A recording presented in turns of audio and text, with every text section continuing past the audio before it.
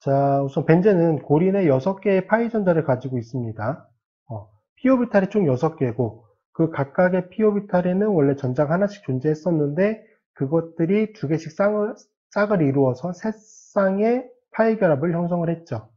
그래서 각각의 결합마다 이제 전자가 2개씩 존재하기 때문에 총 6개의 파이 전자를 가지고 있어요. 그럼 전자가 굉장히 풍부한 화학종이라는 얘기예요. 전자가 많이 포함되어 있는 화합물은 에너지적으로 분리할 것 같은데, 실제로 에너지가 분리해지게 되죠. 그런데 벤젠의 경우에는 매우 안정합니다. 전자를 많이 가지고 있는 거에 비해서는 안정도가 굉장히 특이적으로 안정해요. 자, 이걸 이제 비교하기 위해서 수소화 반응열을 이용해가지고 이제 안정도를 한번 비교해 볼 건데, 자, 지금 요 3가지 화합물이 있고요. 그 3가지 화합물을 수소화 반응을 하게 되면은 다 뭘로 바뀌냐면은 사이클로헥세인, 알케인 화합물로 변화가 됩니다. 자, 사이클로헥세인을 수소화 반응을 해서 사이클로헥세인으로 환원을 시키게 되면은 그때 방출하는 열은 118kJmol이에요. 118kJmol이죠. 요거는 이제 파이 결합 하나의 에너지라고 볼 수 있겠죠. 이 구조적인 차이점은 요거 파이 결합 하나밖에 없으니까. 자, 이제 여기서 파이 결합이 하나가 더 늘어나요. 근데 이제 컨주게이션 되어 있는 시스템으로 파이 결합이 하나가 늘어나게 되면은 원세리 사이클로 헥사다인이 되죠. 그러면 실제 118kJmol의 2배에 해당하는 열을 방출할 것 같은데 그 값보다는 작죠. 왜? 이제 비편재화 에너지만큼이 감소가 되는 거죠. 그래서 그것보다는 이제 좀 줄어들게 되고요. 그때 방출하는 열이 이제 230kJmol이네요. 자, 그럼 벤젠의 경우에는 파이 결합이 하나가 더 생기면서 보여지는 그림처럼 컨주게이션 되어 있는 시스템인데, 자, 아무리 보수적으로 잡아도 파이 결합의 개수가 늘어났기 때문에 대략 356kJmol 정도의 에너지를 방출할 거라고 예상을 했는데, 실제 수소화 반응을 해서 에너지를 측정해 보니까 얼마만큼? 206kJmol의 에너지를 방출했다는 거예요. 자, 이 206kJmol의 에너지는 실제 원쓰리 사이클로 헥사다인의 230kJmol의 수소화 반응률보다도 작은 거예요. 그 말은 어떻게 해석할 수 있는 거죠? 벤젠이 원쓰리 사이클로 헥사다인보다 더 안정한 화합물이란 얘기예요. 여기는 파이 전자가 4개이기 때문에 4파이 일렉트론 화합물이고 여기는 6파이 일렉트론 화합물인데 전자가 더 많음에도 불구하고 얘가 더 안정한 거예요. 굉장히 특이적인 경우거든요. 벤젠의 경우는 전자가 많은데도 이제 안정한 화합물이기 때문에. 그래서 안정도 측면은 좀 비교하는 걸로 나올 수 있으니까 꼭 알아두시고요. 자, 그래서 벤젠의 경우는 6개의 파이 전자를 가지고 있으므로 전자가 굉장히 풍부한 화학종이잖아요. 그래서 친핵성도가 굉장히 클 거로 생각을 하지만 실제 친핵성도는 크지 않아요.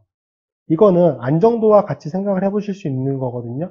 벤젠의 경우에는 파이 전자가 많기 때문에 불안정할 걸로 예상을 하는데 굉장히 안정했어요. 굉장히 안정하다는 거에 다른 표현을 어떻게 표현할 수 있죠? 반응성이 작다라고 표현할 수 있거든요. 근데 벤젠은 어쨌든 전자가 6파이 전자, 파이 전자가 6개이기 때문에 친핵체로서의 성격을 가지고 있어요. 그럼 반응성이 작다는 얘기는 그 친핵체로서의 성격이 작아진다는 얘기겠죠. 그래서 친핵성도는 그렇게 크지는 않다. 이렇게 좀 기억을 해두시면 될 것 같고요. 자, 벤젠의 경우는 좀 특징적인 게 친핵성도가 크지 않다라는 점 하나랑 파이 결합을 포함한 다양한 화합물에서 관찰됐던 전형적인 반응이 뭐였죠? 첨가 반응이잖아요. 알케인 같은 경우도 뭐 예를 들면 HBr을 첨가하게 되면은 한쪽편으로 수소 원자가, 한쪽편으로 Br이 파이 결합이 끊어지면서 2개의 시그마 결합이 생기고 첨가 반응 형태로 진행이 됐었죠. 그러니까 파이 결합을 가지고 있는 화합물에서 전형적으로 관찰됐던 반응인데 벤젠의 경우에는 이런 첨가 반응 형태로 진행되지가 않습니다. 대신에 벤젠은 방향적성이 유지가 되는 상태에서 원자 하나만 다른 원자로 바뀌는 치연 반응 형태로 진행이 돼요. 그래서 2가지 점 꼭 기억해 두세요. 벤젠은 파이 전자가 많은 화합물이긴 하지만 친핵성도가 크지 않다라고 하는 점. 이게 왜 중요하냐면 나중에 벤젠의 반응을 설명드릴 텐데 친핵성도가 작기 때문에 벤젠이 효과적으로 반응을 하기 위해서는 친전자성도가 굉장히 큰 물질이 필요해요. 일반적인 알켄의 반응에서 사용했던 친전자체보다 친전자성도가 더 큰 물질이 필요한 거예요. 그 이유는 뭐 때문에? 벤젠이라고 하는 화합물이 친핵 성도가 크지 않기 때문에 그 점 하나 기억해 두시고 일반적인 첨가 반응 형태가 아니라 치연 반응 형태로 진행이 된다. 두 가지 점 꼭 기억해 두셔야 돼요. 자, 그래서 이게 그거예요. 벤젠이라고 하는 화합물에 Br2를 첨가한 거잖아요. 그럼 예를 들어서 알켄이라고 하는 화합물에 Br2를 첨가했네? 그럼 어떻게 생성이 되죠? 안티 첨가되면서 Br이 도입되고 이쪽으로도 Br이 도입되네. 이거는 반응이 충분히 일어날 수 있거든요. 그럼 똑같이 Br2를 도입을 시켰는데 나중에 나오겠지만 이제 촉매가 만약에 없으면 얘는 반응이 일어나지 않아요. 여기서 촉매가 하는 역할은 뭐냐면 친전자성도 뭐에? Br2의 친전자성도를 올려주는 역할을 해요. 왜 그런다고 말씀드렸죠? 벤젠이라고 하는 화합물의 친핵성도가 그렇게 크지 않기 때문에. 그래서 친전자성도를 높여야지만 반응이 일어날 수 있게 되고요. 생성물은 이렇게 돼요. 원래 수소 원자였던 게 Br로 치환된 형태의 생성물이 얻어져요. 첨가 반응이 생성되지 않습니다. 이렇게 만약에 첨가 반응으로 진행된다 그러면 이런 화합물이 생성이 돼야 되잖아요. 얘는 생성되지가 않아요. 왜 그럴까요? 얘는 방향족성이 깨지기 때문에. 그러니까 방향족을 유지하는 게 벤젠에 있어서는 가장 중요한 거예요. 왜? 안정하기 때문에. 굉장히 안정한 방향족성을 유지하는 게 반응에 있어서도 가장 특징이다. 그렇게 기억해 두시면 됩니다. 자, 이제 벤젠의 분자 오비탈을 설명드리도록 할게요. p 오비탈이 몇 개였죠? p 오비탈 6개였죠. 그럼 6개의 p 오비탈이 상호작용해서 분자 오비탈을 만들면 분자 오비탈은 총 몇 개? 6개의 분자 오비탈이 생성이 되겠죠. 자, 그래서 총 6개의 몰리큘러 오비탈, 분자 오비탈이 생성이 되고 이제 푸사이 1부터 푸사이 6가 되겠죠. 짝수계잖아요. 짝수계는 절반으로 딱 그어서 푸사이 1부터 푸사이 3까지는 뭐죠? 결합성 오비탈. 결합성 오비탈은 뭐? 전자 포함한 거. 전자가 차 있는 상태의 오비탈이죠. 반결합성 오비탈. 푸사이 4부터 푸사이 6까지는 반결합성 오비탈인데 얘는 전자를 포함하고 있지 않은 거죠. 그래서 전자를 포함하고 있는 결합성 오비탈과 전자를 포함하고 있지 않은 반결합성 오비탈 두 개가 있다. 일단 기억해 주시고요. 자, 벤젠은 고리 화합물이잖아요. 일반 사슬형 화합물에서는 오비탈이 에너지가 순차적으로 올라가게 돼요. 근데 벤젠은 고리 형태로 되어 있어서 노드의 개수가 동일한 것들이 각각 두 쌍씩이 존재할 수 있어요. 그게 푸사이 2와 푸사이 3고요. 여기는 노드가 하나예요. 뒤쪽에 구조 보시면 아시겠지만 푸사이 4와 푸사이 5는 노드가 두 개예요. 노드의 개수가 동일하면 에너지가 동일하거든요. 이게 고리 형태이기 때문에 대칭성을 만들면서 이 두 개의 분자 오비탈은 에너지가 동일합니다.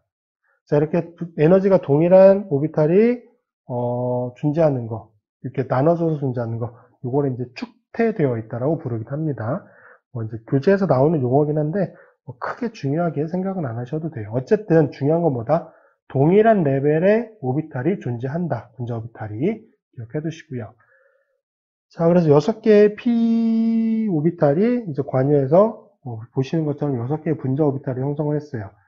자, 푸사이 1 같은 경우는 이제 결합성 오비탈. 푸사이 1부터 푸사이 3까지는 결합성 오비탈이에요. 전자가 차 있는 상태. 그리고 푸사이 4부터 푸사이 6까지는 반결합성 오비탈이 되겠죠. 전자 차 있지 않은 겁니다. 보시면 전자 차 있고 안 차 있고 구분할 수 있는 거죠. 자, 결합성 오비탈 중에서 이제 푸사이 1은 노드가 0. 모든 p 오비탈의 위상이 동일합니다. 자, 그리고 푸사이 2랑 푸사이 3는 에너지가 동일한데 얘는 노드가 한 개예요. 한 개 있고 어떻게 존재하는 거죠? 여기는 지금 위상이 같고 여기는 위상이 같고 다른 게 여기와 여기 사이, 여기와 여기 사이죠. 이렇게 존재하는 겁니다. 얘는 평면형으로 구조를 조금 표현을 해보면 이렇게 그려지는 거예요. 노드가. 이게 푸사이 2고요. 자, 푸사이 3 같은 경우는 역시 노드가 하나인데 얘는 어떻게 그려지는 거냐? 여기를 가로지르는 겁니다. 여기를. 그래서 여기 원자와 여기 원자를 가로지르는. 그래서 중심부에 이제 전자 밀도가 제로가 되는 지역이 존재하는 거죠. 그래서 이게 푸사이 3가 됩니다. 푸사이 2와 푸사이 3 기억해 두시고요. 자, 푸사이 4랑 푸사이 5. 요거는 노드들이 각각 두 개씩 존재하는 거예요. 자, 푸사이 4 같은 경우는 여기 원자와 여기 원자를 가로지르는 요 노드와 여기도 반대고 여기도 반대잖아요. 그래서 이렇게 하나가 더 생깁니다. 그래서 여기는 노드가 두 개고요. 자, 이 경우도 보시면 여긴 동일하고 여기 동일하고 여기 부분과 여기 부분을 이렇게 연결할 수 있을 것이고 나머지는 여기 부분과 여기 부분을 연결하는 거겠죠. 이렇게. 그래서 얘도 평면형으로 조금 표현을 해보면 첫 번째 풋사이 4 같은 경우는 이렇게 그려지는 거예요. 이렇게 노드가 그려지고 풋사이 5 같은 경우는 이렇게 그려지는 거죠. 이렇게와 이렇게. 각각 노드가 두 개씩 존재하는 거 확인할 수가 있고요. 풋사이 6는 노드가 몇 개? 노드가 3개입니다.